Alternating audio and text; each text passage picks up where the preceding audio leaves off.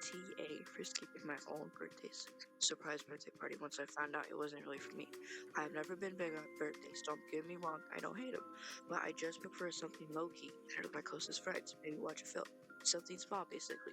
Everyone close to me knows this, especially my sister, let's call her Maya, who loves big gestures and believe every birthday or achievement needs to be balloons and a theme, much, much more. 2 weeks before my birthday, Maya started acting strange.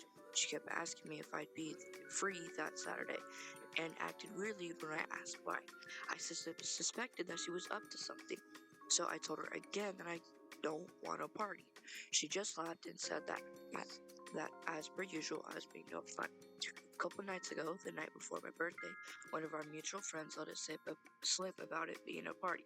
She mentioned that what she was wearing. Anyways, turns out the whole family was invited, and it was our parents' house. Some co-workers were also invited, but here's the kicker: my freaking ex. For a little context, me and my ex broke up about 2 months ago. It ended pretty badly. No abuse or cheating, but it wasn't a pleasant ending. I made it pretty clear to everyone in my life that I want no contact. Maya knows this. However, she told me multiple times that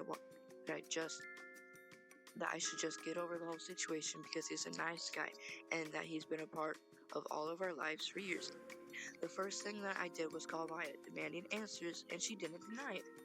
She just said that she could finally talk it all out.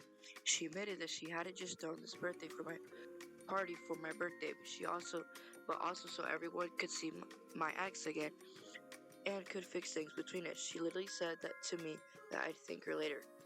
I went mad. I told her that she had no right, that I would have been ambushed into the situation on my birthday, and this was all after I specifically said that I did not want to party. She just said that I was dramatic and bloodily ungrateful, that she wanted this whole thing planned because I wouldn't find better, and it was a good gift. She said everyone had gifts and traveled, that everyone was excited.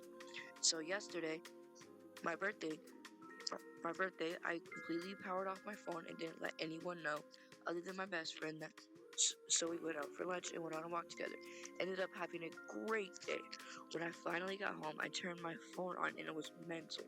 Maya was fuming, people were disappointed, and people even said I embarrassed Maya. Maya is now basically saying that I ruined the whole party and made it all about me. It was literally my birthday. So she said that she did it out of good place. She said that she did it out of good place in her heart, and that I should at least apologize for not showing up and letting people know. So, am I an asshole? I necessarily don't think you are. Like, having, not wanting a birthday party and then having your sister throw it with your ex, that's like a low ball move. AITA for not housing my younger brother for free. So a bit of context to make sure everyone knows what's up. 27 and living alone in a flat apartment.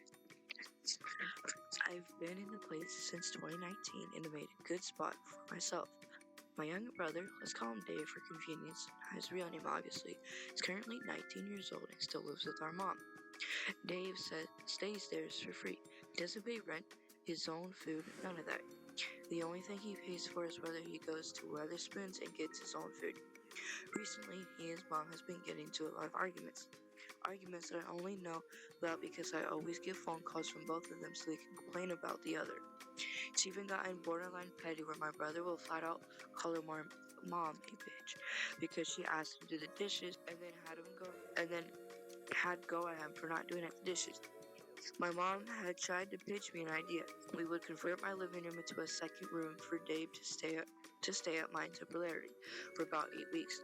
I dismissed the idea entirely because that, given the arguments they were having, I had no idea what he was going to be like at my place.